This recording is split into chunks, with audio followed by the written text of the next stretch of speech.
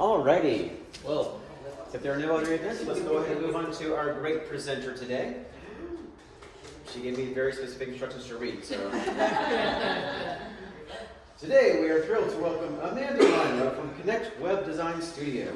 Together with her husband, Justin, Amanda provides strategic web design services that help businesses elevate their online presence and turn more visitors into clients. Both Amanda and Justin are not just web designers, they are also digital marketing specialists and serial business owners, bringing a wealth of expertise to every project they take on. Amanda is here today to share her insights on a topic every business owner should know: the common mistakes that can prevent your website from achieving its full potential. She's passionate about helping businesses put their websites to work, transforming them into powerful tools for growth.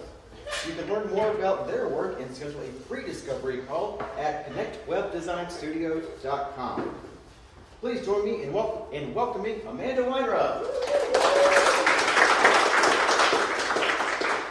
Best radio announcer ever.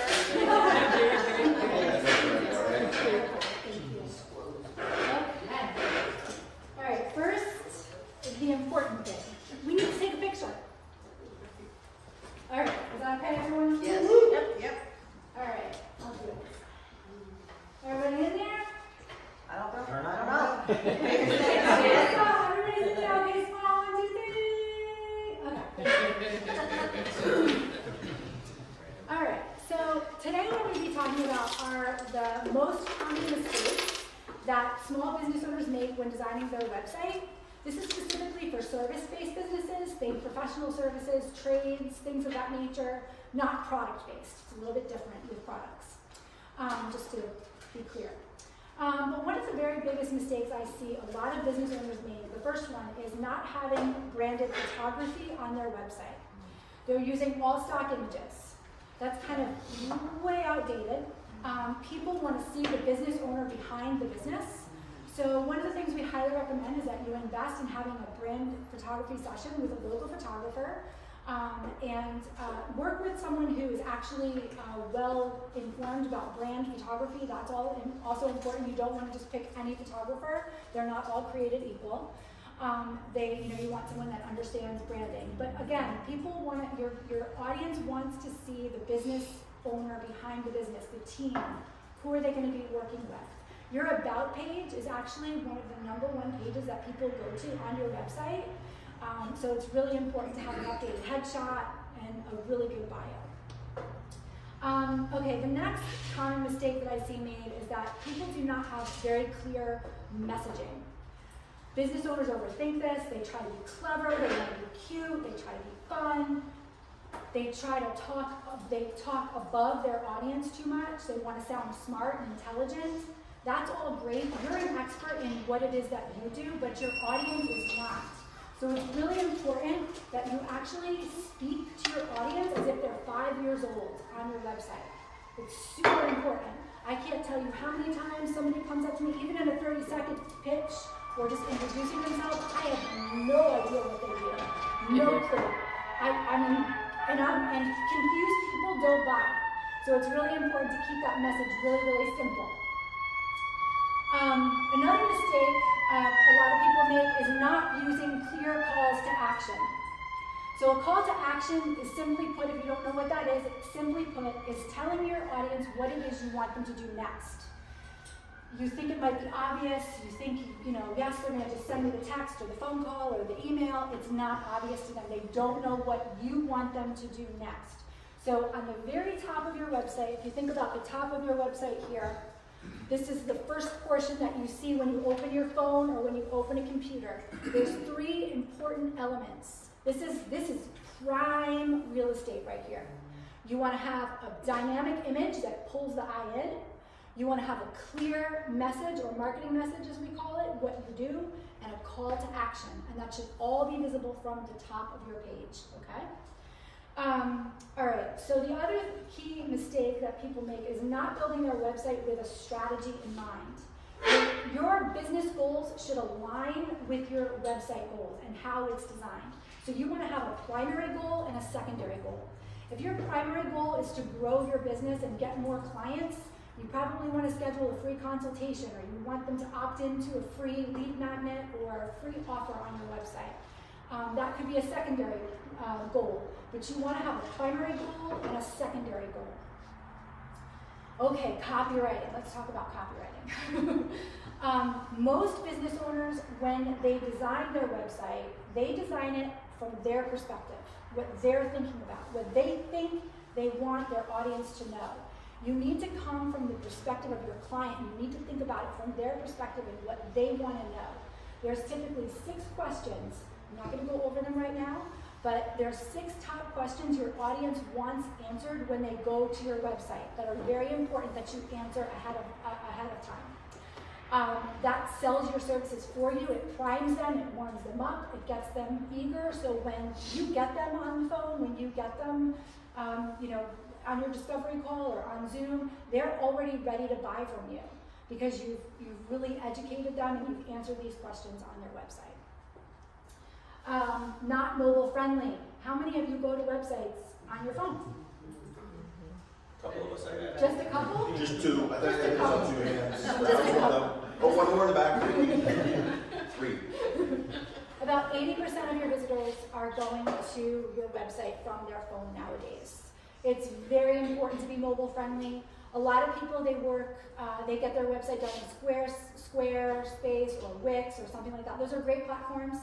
I'm not denying it, but they usually have a button that says make it mobile friendly. That does not do the job. You really need to design these sites simultaneously and separately. There's things that you're going to have on your phone that you're not going to have on your desktop and vice versa. So it's very, very important that it's mobile friendly. I encourage all of you to get out your phone, go through your website. I need to do the same thing because we're always busy helping other clients. We're not focused on ourselves. But it's really important. Go to your website today, look through it, think about it, make sure things are working, visible, easy to find. Can I add something to that? Of course. In my particular line of work, I don't own Edward Jones. I know a lot of you thought that I was, in fact, Edward Jones. So my platform is created for me.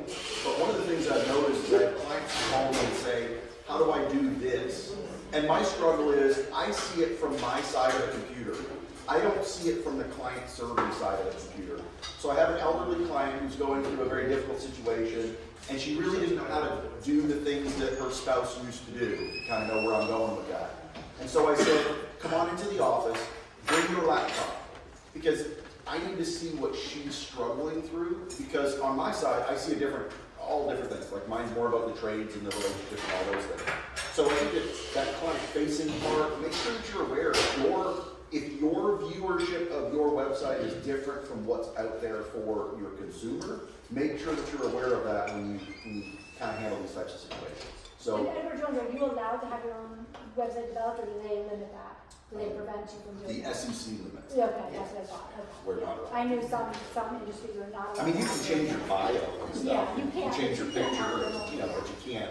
Yeah. There's much bigger fish than me out there. Yeah. Fin around the SEC, a little cranky, but thank you. Yeah, of course. Yes, thank you. Another interesting statistic and mistake a lot of us make as small business owners, we don't have a free offer and we're not growing our email list. It's really important to have a lead magnet. If you don't know what a lead magnet is, you actually all know what a lead magnet is because you've opted into one. You've given your email address for something free, right? Like a free guide, an ebook, a report. That is what a lead magnet is. It's really important to be growing your email list as a business owner. There's 2 things that you own. You own your website and you own your email list. You do not own your social media platforms. Michelle will tell you. You do not own those platforms. If that's what you're relying on for your business and for your marketing only, that is a mistake. The other reason why you want to have a lead magnet is because this is a flooring statistic, but 96% of your audience is not ready to buy from you when they go to your website. 96%. So the question becomes, how do you engage that 96%? If only 4% are ready to buy, how do you engage that other 96%? You do that by having a free offer, a lead magnet. So you offer them something very valuable for free, and then what you do is you start emailing them. You don't inundate them with emails. You don't constantly try to sell them your services. But you develop a relationship with them over time. And this keeps you top of mind. It develops a nurturing relationship with them. And then guess who they're going to call and reach out to you when they're ready to buy. They're going to reach out to you. And most small businesses are not doing this. So if you do this, you are going to stand out. Okay, and that leads me to my last mistake, and that is not working with an expert. So if you're a small business and you're just getting started, I highly recommend DIY your site. If you don't have the budget to invest thousands of dollars into a quality site, DIY, use what you've got, do what you can, make it happen, right? Start making that money and then invest in a good website. But if you are successful in doing well and you have a poor online presence or your website was not designed with a strategy, I highly recommend working with an expert. I highly recommend working with a web designer that understands marketing. Not all web designers understand marketing, they understand design. And that's one of the things that is different about my husband and I. We are digital marketers, we've had online businesses, we've had local-based businesses, and we are copywriters as well. So you're getting an amazing amount of value when working with a designer versus just working with a designer that makes it look pretty. So that's really important. You can have a great looking pretty website, but at the end of the day, that might not be what's going to pull in leads. It might attract people to your website, but it won't convert. So it's important to have both. And now, if anybody has any questions, because that leads me to the end of my talk. Well, I have a comment or a question. Okay. First off, everything you said, on par, seriously. And as someone who has a background in web technologies, who actually had a web design business, yes, there is a difference between marketing and design. And most business owners are focused on the design aspect. They want the website to look pretty. They want it to have fancy cats on it. They want to talk about toasters or whatever they have, but they don't focus on the actual usability of the site. So please make sure you have someone like Amanda to actually know what they're doing when it comes to mixing the marketing and the design to have a good blend instead of just focusing on how pretty it looks. Yes, very important. Yes, sir. Amanda, I would imagine that the coolest, newest, freshest website with the greatest features right now is outdated in a matter of months, if not sooner in some industries. What do you all do to maintain and make sure that stays fresh for the lifetime of your client? I mean, with a local service-based, not local, but it can be a local-based service-based business or a service-based business that is an online business. It can last a good 3 to 5 years. Okay. As long as it's done well, like I said. You definitely want to be updating your website frequently. It's not something that should just be stagnant and stay still. It should be something that evolves with you as a business owner. I kind of like look at it as like when I first started my first business when I was 23 years old, and I had somebody that I bartered with for it was a professional pet sitting service. I had them barter with me for the website, who designed it, right? When I kept evolving as a business owner, and I looked back at that first website I built, I was like, oh my God, how awful was that, right? It's like, we should be growing and evolving as we're growing and evolving. So yes, good question. Question for you about the mobile concern is that interface as far as like iPhone versus everything else, is that kind of smoothened out in today's world, or you still need to make sure that you have platform design differences for iPhone versus Samsung or whatever? Yeah, we don't see that we need platform design. It's really about sizing and like what elements you have on the mobile phone versus the desktop. And it's like more of a visual thing than anything. Yeah. Yeah, but the interaction of it is it's not like a social media platform. It's different. Yeah. Thank you for that. Yes. Do you implement SEO strategies and help drive traffic from social Absolutely. media and other places? Absolutely. Yeah. Yes, absolutely we do that. That's very important. Yes. What are your thoughts on dark palette versus like light palette? I'm sorry? What are your thoughts on the dark background versus light background for the website? Do you Oh, think one's better than the other? That's a really good question. I've not really encountered any issues with that. I'm not quite sure, honestly, in a second, so I'll have to do a little research on that. I think too, depends on your service. Yeah. Depends on what you're promote I know it. I have both on my website, Okay. that's just the way. You can switch back and forth. But I like Yeah. in terms of like accessibility, how to access different platforms, like Yeah. just was wondering. That's a good question. Yeah. Yeah. And I just want to also offer today for anybody that's here, I do offer a free website audit and review. So if that's something you're interested in, please feel free to grab my card and reach out to me. I'm happy to do that for you. We'll then hop in a discovery call and I'll go over everything with you. It's a no pressure call. I'm not hard sales or anything like that. I'm here to simply help you. So if that's something you're interested in, please feel free to grab my card and reach out. Where's your card located? It's over there, but it's going to be over here very soon. All right. All right. Thank you, everybody. I really appreciate it.